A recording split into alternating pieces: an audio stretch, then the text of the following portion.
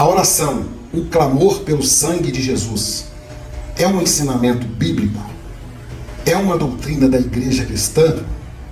Ou é apenas mais uma invenção de uma seita? Esse é o nosso assunto de hoje e ele é muito importante.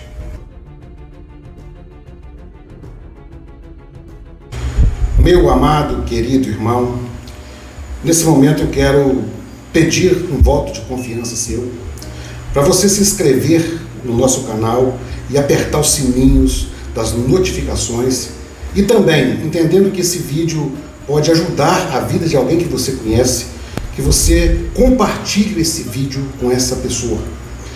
A nossa missão no canal Evangelho Sem Máscaras é levar as pessoas a se libertar das seitas religiosas.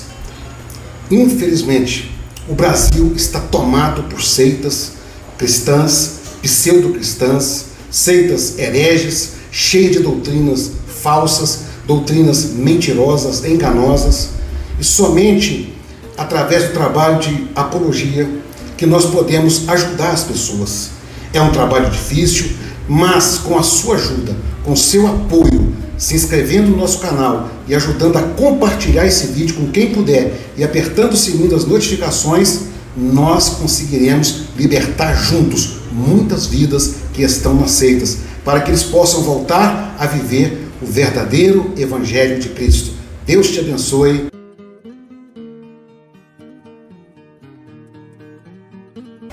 Irmãos, hoje nós estaremos com um assunto muito importante, muito sério, que nós vamos fazer aqui um comparativo com a doutrina bíblica do sangue de Jesus, do derramamento de sangue, com a doutrina do clamor pelo sangue de Jesus ensinado em uma seita.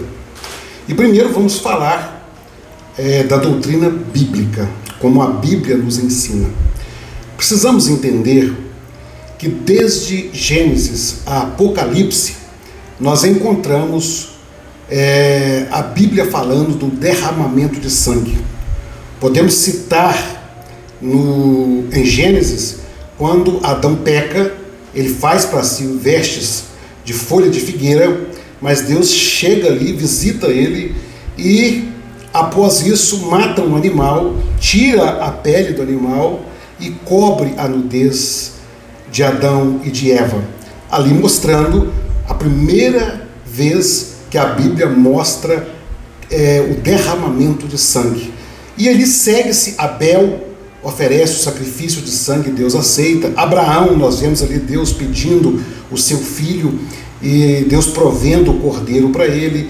E no templo, todas as oferendas do sacrifício, até Jesus, nós vamos ver o sacrifício sendo feito no Velho Testamento de forma concreta. Realmente havia ali a morte dos animais.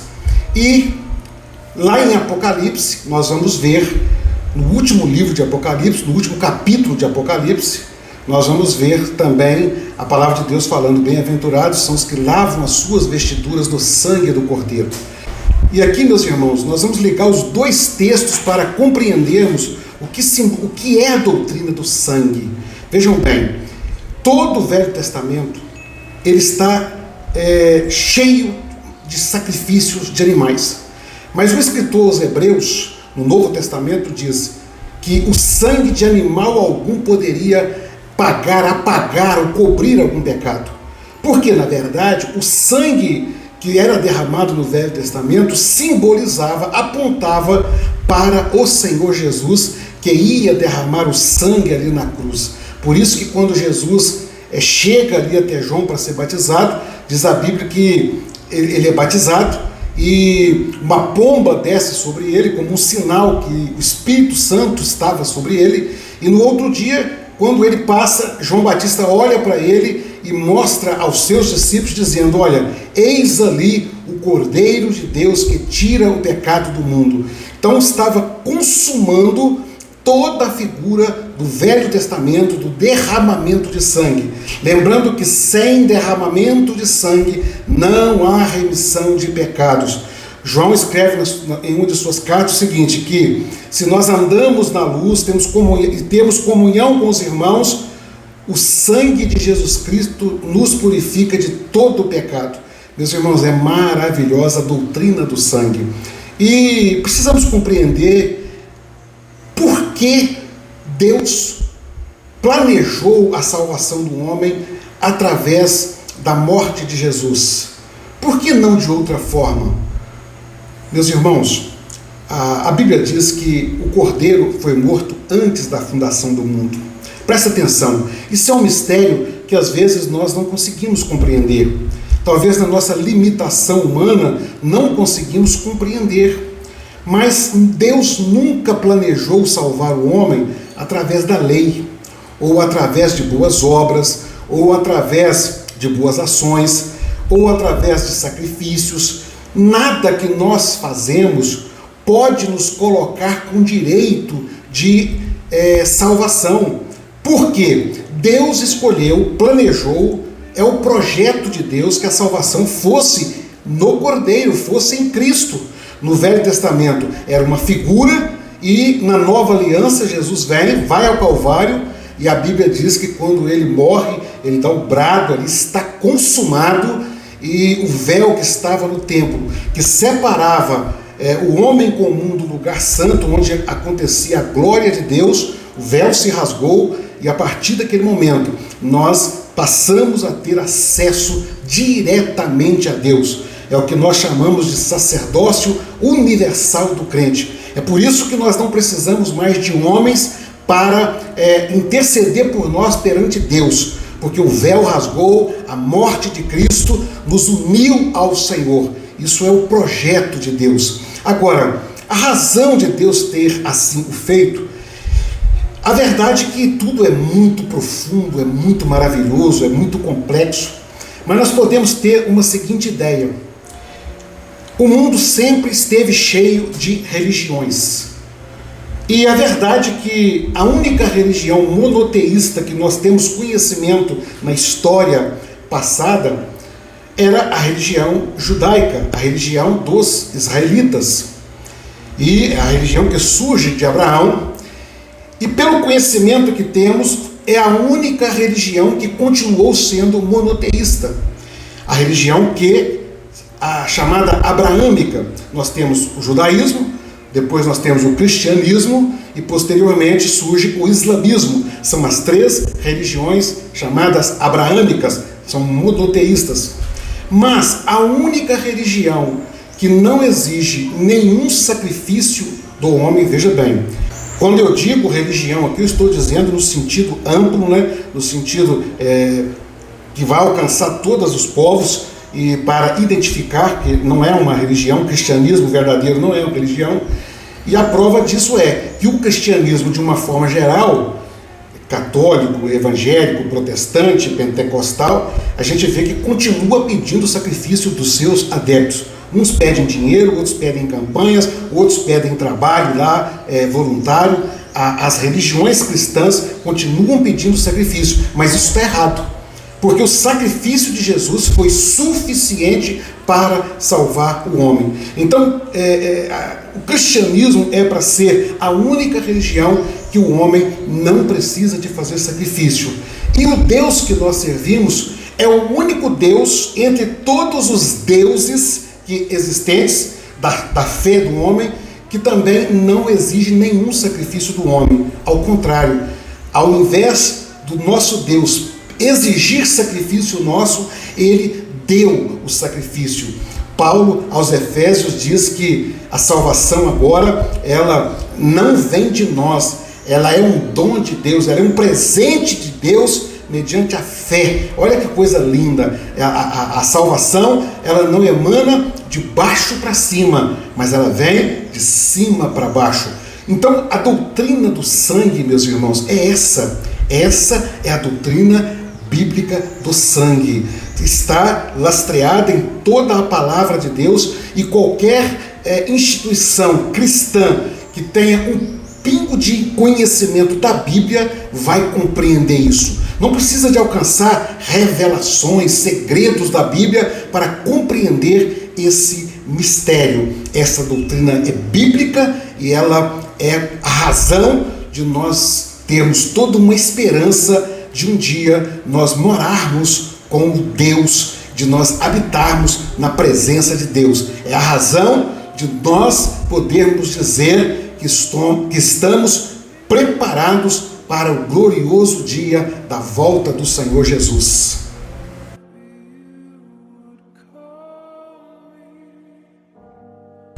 Meus irmãos, nós vamos falar agora sobre a doutrina de uma seita que chama o clamor pelo sangue de Jesus. Essa doutrina não é a mesma doutrina do sangue que eu acabei de explicar. Essa doutrina ensina aquela seita, e essa seita eu participei dela durante 22 anos, então estamos falando de experiência que nós vivemos ali.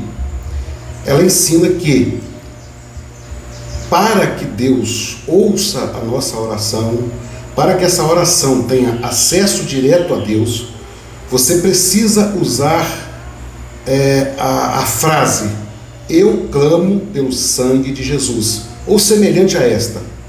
É muito comum, se algum irmão orar, e eu vi isso acontecendo, e esquecer de falar essa frase, ele é orientado a orar novamente e falar essa frase. Então nós aprendemos ali que você fazendo isso, Deus vai ouvir a sua oração. E vejam bem, a doutrina do sangue, ela, como foi explicado nisso, ela é totalmente bíblica. Mas quando você entra agora na chamada doutrina do clamor, nós vamos perceber que ela tem muitas divergências com aquilo que a palavra ensina. Primeiro ponto, eu acho que temos que compreender uma questão histórica. Nós vamos para a Bíblia, desde os profetas, desde Abraão, e passamos aí pelos apóstolos, pelos pais da igreja, pelos reformadores, pela igreja medieval, reformadores, pelos avivamentos do século XVIII, XIX. Nenhum grupo desses que foram cheio de homens e mulheres que tinham intimidade com Deus, nenhum deles, não há nada registrado, nem pelos apóstolos e nem por nenhum desses grupos, que para que Deus ouvisse as nossas orações, ou para que a oração fosse mais poderosa, como assim às vezes alguns irmãos entendem, precisasse de usar essas palavras. Então, o primeiro ponto que eu vejo já com grande dificuldade é pensar que durante toda a história da igreja não precisava, e agora que surge esse novo grupo, essa nova seita, agora precisa orar dessa forma. Já é um ponto questionável. Segundo, não há fundamento bíblico para dizer que você tem que usar essas palavras, porque quando nós vemos os ensinos doutrinários na palavra, Jesus mesmo nos ensina a orar. Ele fala: entra no teu quarto para orar. Ele faz a oração do Pai Nosso. E Paulo fala: orai sem cessar. Nós temos várias passagens na Bíblia que nos falam de oração, e nenhuma delas nos ensina que quando eu vou orar eu preciso usar essas palavras. Meus irmãos, é um pouco suspeito toda doutrina que surge nessa última hora, e aquele grupo dizendo: Deus, essa doutrina é nossa, Deus revelou para nós, já começa a ficar um pouco suspeita. E essa é a origem da doutrina naquela seita. Era-nos informado desde essa aula, ela é ministrada já lá nos seminários e quase que recorrentemente nas igrejas também. Era-nos ensinado que essa doutrina, ela é uma das doutrinas mais importantes da seita, e que ela foi fruto de uma revelação que Deus concedeu ao grupo quando iniciou aquele grupo, quando começaram a reunir. Deus deu uma revelação que a oração que aquele grupo fosse fazer precisava citar aquelas palavras, porque assim Deus estaria ouvindo, estaria com socorro imediato, com socorro presente.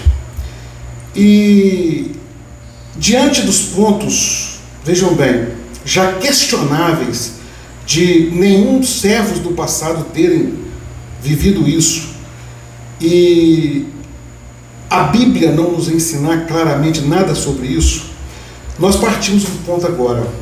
Foi revelação de Deus isso? De onde saiu isso então? Quem foi inventado? Foi revelação de Deus? Ou realmente aquele grupo estava reunido e Deus revelou para eles? Eu confesso que, a princípio, nós acreditávamos que Deus havia revelado para aquele grupo. Eu já contei nos meus testemunhos, nos meus 10 primeiros anos ali na seita, eu acreditava piamente que tudo que eles diziam que eram revelações do Senhor, eu acreditava que realmente eram revelações do Senhor. Mas quando começamos a descobrir que nem tudo que se falava vinha de Deus, foi nesse contexto que nós descobrimos que muitas das doutrinas ali ensinadas como sendo revelações de Deus para aquela instituição, na verdade eram plágios. Eu citei um vídeo sobre a quinta medida, que eles diziam que era uma revelação de Deus e era um plágio de uma mensagem esotérica que se encontra na internet, nos livros esotéricos. Eu citei a consulta à palavra, que eles também diziam ser uma doutrina revelada e que na verdade é um plágio copiado de outra seita, que é chamada CCB. Também tem um vídeo que fala sobre isso. Também falei da doutrina das revelações de Cantares de Salomão, que eles batem no peito orgulhosos, dizendo: uma revelação para esta obra, só nós temos isso. Mentira, porque há um livro escrito no ano 200, Orígenes de Alexandria, já usava a chamada interpretação alegórica no livro de Cantares, e também fiz um vídeo sobre isso. E não era nenhuma novidade se essa doutrina do clamor fosse também um plágio. E infelizmente, meus irmãos, mais uma vez, a seita tem, eu não sei, eu confesso que não sei nem qual palavra usar. A falta de temor a Deus é tão grande, mas tão grande, que eles têm coragem de plagiar algo, colocar aquilo como doutrina dentro da instituição e dizer: Deus revelou para esta obra. Em 1973, aproximadamente, foi escrito um livro por um autor americano. Seu nome é Maxwell White, e eu vou colocar aqui até a capa do livro que está, vou deixar do lado aqui para vocês verem. Eu tenho esse livro traduzido em português. Ele foi lançado originalmente em inglês, em 1973, e posteriormente traduzido na língua portuguesa. Que a doutrina foi tirada desse livro, um plágio. Não teria nenhum problema se eles aplicassem a doutrina na seita e falassem: olha, nós entendemos que é uma experiência a mais, tal, mas eles passam ela como sendo revelação de Deus. E nesse livro está registrada a doutrina do clamor da mesma forma que a seita ensina. Inclusive, aquela parte que fala do fio escarlate, Tainá. Alguns testemunhos no livro são idênticos aos que são contados nos seminários. Então, o que houve foi um plágio de um livro já existente. Eu sei, meus irmãos, que é muito perigoso, e a Bíblia nos ensina isso, dizer que Deus falou quando Ele não falou. No Velho Testamento, principalmente, era sentenciado com morte o profeta que dizia Deus falou e era algo dele mesmo. E no Novo Testamento nós vamos ver Jesus e os apóstolos nos orientando sobre os falsos profetas, que eles entrariam no meio do rebanho, eram lobos transvestidos de ovelhas que entrariam no meio do rebanho para destruir o rebanho. Qual é o perigo dessas doutrinas? Amados, é muito triste nós falarmos isso, até porque nós fizemos parte, tanto tempo, como eu disse, durante 10 anos eu acreditava seriamente que eram revelações de Deus. Mas é muito triste ainda porque eu tenho muitas pessoas que eu amo lá dentro. Inclusive eu tenho família lá dentro. Eu tenho amigos lá dentro. Eu tenho pessoas que amo de coração.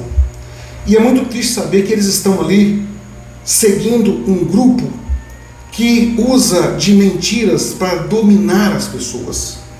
Qual é o segredo? Eu fiz um vídeo sobre o pão mofado, eu falei sobre isso. Qual é o segredo quando eu passo uma doutrina e digo foi uma revelação de Deus? É que ninguém pode questionar.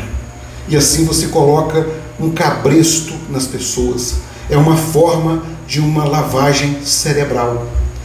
E a doutrina do clamor, ela é ridícula, porque ela coloca todo mundo ali, tem que orar. E nós sabemos muito bem que a oração que Deus agrada é aquela que emana de um coração quebrantado. E o que Jesus ensinou foi orar em nome de Jesus, porque Ele é o nosso intercessor. Foi Jesus que, quando deu a vida por nós no Calvário, rasgou o véu que separava o homem de Deus. Nada além disso.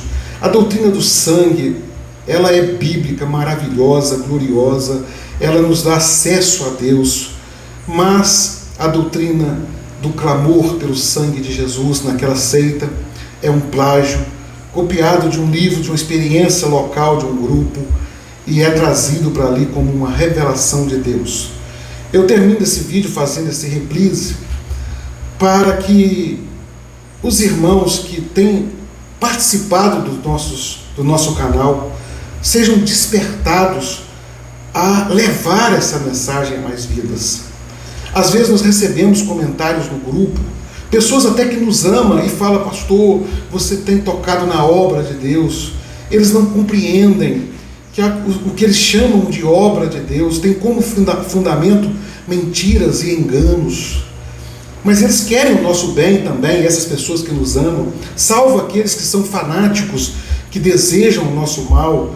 Esses são pessoas perdidas, pessoas que Jesus chamou de fariseus, hipócritas, e nós não temos aqui de entrar em mérito de salvação de ninguém. Salvação é com Cristo, não somos nós, como também não é eles. Eu não tenho nenhum medo da maldição que eles lançam sobre nós, porque a minha vida está segura em Cristo, não está segura na mão de homens.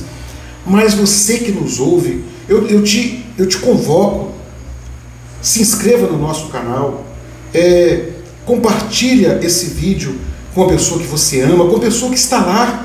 Tenha coragem de compartilhar esse vídeo e também se inscreva aí, aperte o sininho das notificações para que os novos vídeos cheguem até você.